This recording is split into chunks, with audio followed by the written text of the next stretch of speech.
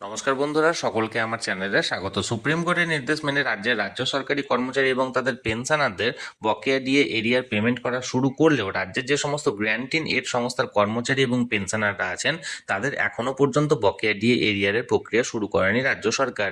এমতো অবস্থায় শিক্ষক সহ অন্যান্য দপ্তরের কয়েক লক্ষ পেনশনার বা ফ্যামিলি পেনশনাররা যারা বর্তমানে দুটি ক্যাটাগরিভুক্ত, প্রথম ক্যাটাগরিটি হলো যারা 2008-এর আগে অবসর নিয়েছেন এবং দ্বিতীয় ক্যাটাগরিটি হলো যারা 2008 থেকে 2019-এর মধ্যে অবসর নিয়েছেন। এই দুই ক্যাটাগরিভুক্ত পেনশনার এবং ফ্যামিলি পেনশনারদের ডিএ এরিয়ার বিভিন্ন সমস্যা এবং তাদের সহজ সমাধান নিয়ে আজকের ভিডিওতে বিস্তারিতভাবে আলোচনা করব।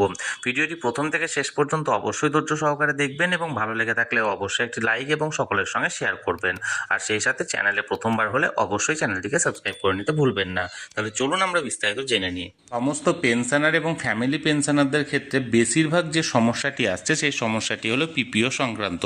আপনি যদি মূল পেনশনার হয়ে থাকেন তাহলে আপনার নিজের পিপিও, বা আপনি যদি ফ্যামিলি পেনশনার হয়ে থাকেন তাহলে মূল যে পেনশনার ছিলেন তার পিপিওটা যদি ভালোভাবে লক্ষ্য করেন তাহলে আপনি ম্যাক্সিমাম সমস্যাগুলিরই সমাধান পেয়ে যাবেন।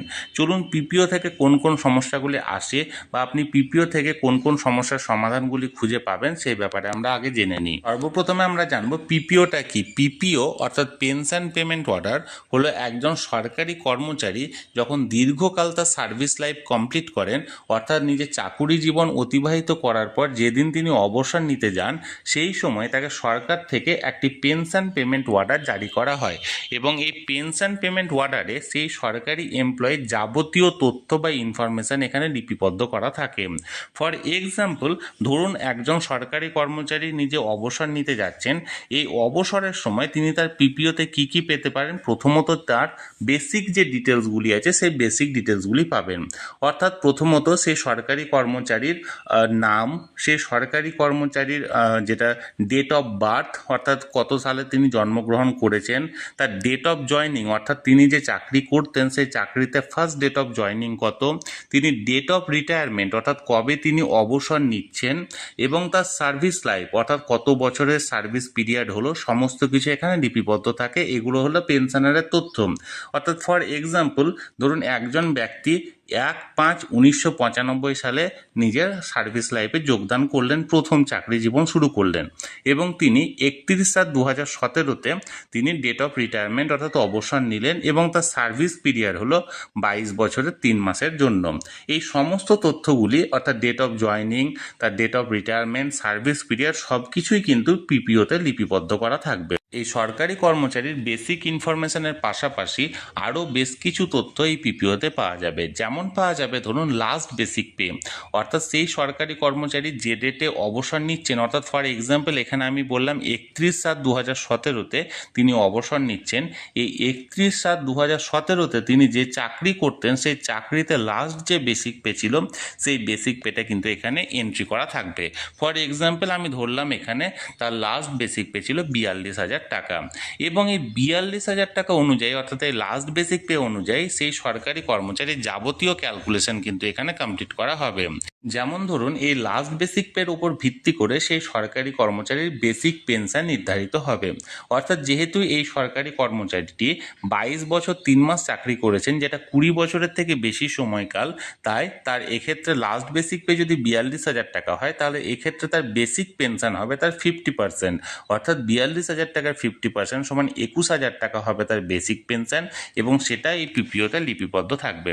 অর্থাৎ এক্ষেত্রে তিনি পাচ্ছেন তার লাস্ট বেসিক পে অর্থাৎ তিনি যে ডেটে তিনি অবসর নিচ্ছেন সেই অবসরের সময় তার কত বেসিক পে ছিল এবং সেই অনুযায়ী তার বেসিক পেনশন কত হচ্ছে সেটাও এখানে এন্ট্রি করা থাকছে। এর পাশাপাশি আরও বেশ কিছু তথ্য এই সরকারি কর্মচারী পাবেন, যেটি হলো পেনশন কমিউটেশন অ্যামাউন্ট।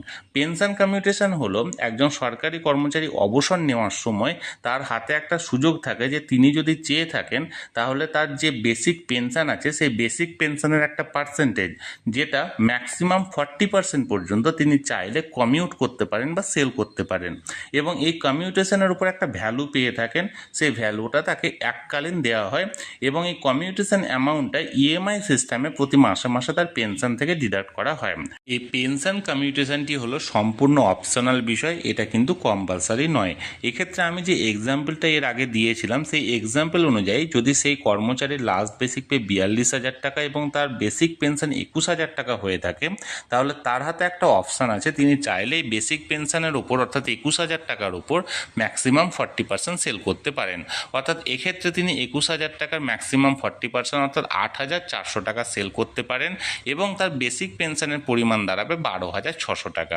তবে একটি কথা এখানে মনে রাখার বিষয় আছে যে ডিয়ারনেস অ্যালাউন্সের যে ক্যালকুলেশনের বিষয়টা বা ডিএ যে নির্ধারণের বিষয়টা, সেটা কিন্তু এখানে 21,000 টাকার উপরই করা হবে। এক্ষেত্রে 8,400 টাকা কেটে 12,600 টাকার উপর ক্যালকুলেশনটা করা হবে না।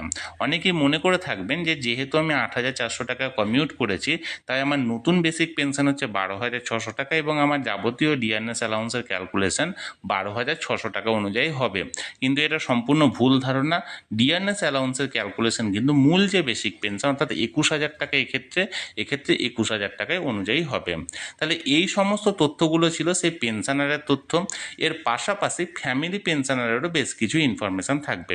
ফ্যামিলি পেনশনারের প্রথমত যে বেসিক ইনফরমেশান সেগুলো থাকবে, যেমন সেই ফ্যামিলি পেনশনারের নাম, তাকে কত শতাংশ ফ্যামিলি পেনশন প্রদান করা হবে, ফর এক্সাম্পল 100% না 50%, সেগুলো এন্ট্রি করা থাকবে।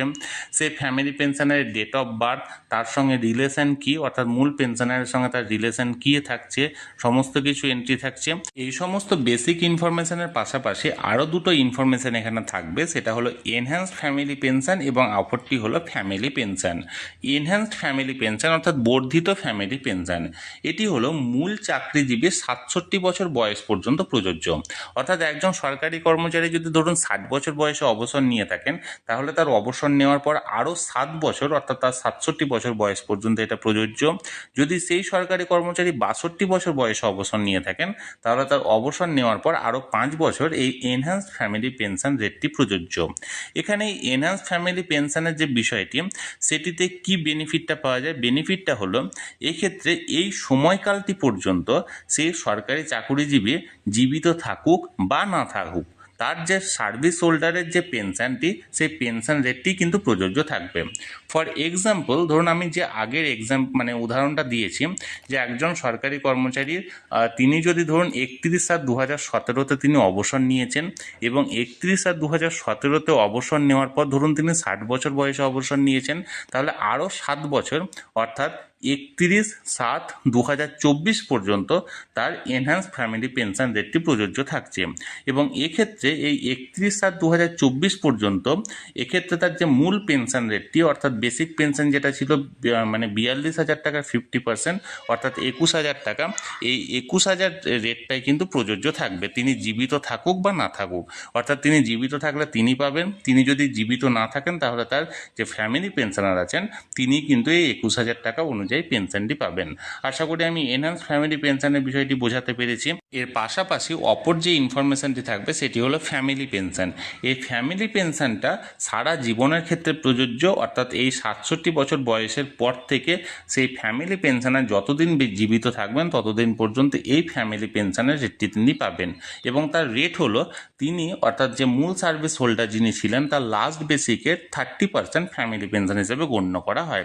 অর্থাৎ এক্ষেত্রে যে এক্সাম্পলটা আমি দিয়েছি, অর্থাৎ তার 42,000 টাকা যদি লাস্ট বেসিক পে হয়, তার 30% অর্থাৎ 12,600 টাকা এক্ষেত্রে ফ্যামিলি পেনশনারের বেসিক পেনশন হিসাবে প্রযোজ্য থাকবে এবং সেটা সেই ফ্যামিলি পেনশন সারা জীবন ধরে পেয়ে যাবেন। তাহলে বন্ধুরা, এক কথায় বলতে গেলে একটি পিপিও অর্থাৎ পেনশন পেমেন্ট অর্ডার যদি আপনি ভালোভাবে লক্ষ্য করেন, তাতে মূল পেনশনারের বা ফ্যামিলি পেনশনারের যাবতীয় তথ্য আপনি পাবেন এবং যাবতীয় সমস্যার সমাধান করতে পারবেন। এক্ষেত্রে সেই মূল পেনশনারের বেসিক ইনফরমেশান অর্থাৎ তার নাম, তার ঠিকানা, তার কবে তিনি জয়েন করেছেন, তার ডেট অফ বার্থ, তার তিনি কবে অবসর নিয়েছেন, তার সার্ভিস পিরিয়ড কত ছিল, যাবতীয় তথ্য পাচ্ছেন। তিনি লাস্ট বেসিক পে কত পেতেন সেটা পাচ্ছেন। তার পাশাপাশি তার বেসিক পেনশন কত দাঁড়াচ্ছে সেটা এখানে এন্ট্রি করা থাকছে। তার পেনশন কমিউট যদি তিনি করে থাকেন তাহলে তার অ্যামাউন্ট কত এবং সেই বাবদ কত ভ্যালু পেয়েছেন সেগুলো এন্ট্রি করা থাকছে। এবং এর পাশাপাশি একজন ফ্যামিলি পেনশনারের বেসিক ডিটেলস, তার নাম, তার ডেট অফ বার্থ, তার রিলেশন মানে মূল পেনশনারের সঙ্গে তার রিলেশনটা কি, এনহ্যান্স ফ্যামিলি পেনশন এবং ফ্যামিলি পেনশন, এই সমস্ত তথ্যগুলো কিন্তু আপনি পাচ্ছেন। তাহলে আপনারা যদি পিপিওটাকে ভালোভাবে লক্ষ্য করেন তাহলে এই ডিয়ারনেস অ্যালাউন্সের 25% এরিয়ার ক্যালকুলেশন করার ক্ষেত্রে যে ম্যাক্সিমাম সমস্যাগুলি আসছিল সেই সমস্যাগুলির সমাধান আপনারা পেয়ে যাবেন। বিশেষ করে আমার আগের ভিডিওগুলিতে বহু পেনশনার বা ফ্যামিলি পেনশনাররা বেশ কিছু বিষয় নিয়ে প্রশ্ন করেছিলেন যে তারা তাদের যে সমস্ত বেসিক ইনফরমেশন সেগুলো বুঝতে পারছেন না, তাদের বেসিক পেনশন কত, তাদের কমিউটেশন বাবদ কত বাদ যাবে, তাদের ফ্যামিলি পেনশনের রেট কত অর্থাৎ ফ্যামিলি পেনশনের বেসিক পেনশনটা কত, তাদের বর্তমানে এনহ্যান্স ফ্যামিলি পেনশন চলছে কি মূল পেনশন চলছে অর্থাৎ মূল ফ্যামিলি পেনশন চলছে, তারা বুঝতে পারছে না। তাই সেই সকল সমস্যার সমাধানের উদ্দেশ্যে আজকের এই ভিডিওটি আমি বিস্তারিতভাবে আলোচনা করলাম। ভিডিওটি যদি ভালো লেগে থাকে অবশ্যই একটি লাইক করবেন এবং সকলের সঙ্গে শেয়ার করবেন। আর সেই সাথে এই চ্যানেলে যদি প্রথমবার হয়ে থাকেন এই রকমের ইনফরমেটিভ ভিডিও আরও দেখার জন্য যারা এখনও পর্যন্ত এই চ্যানেলটিকে সাবস্ক্রাইব করেননি তারা অবশ্যই চ্যানেলটিকে সাবস্ক্রাইব করে নিতে ভুলবেন না। ধন্যবাদ, দেখা হচ্ছে পরের ভিডিওতে।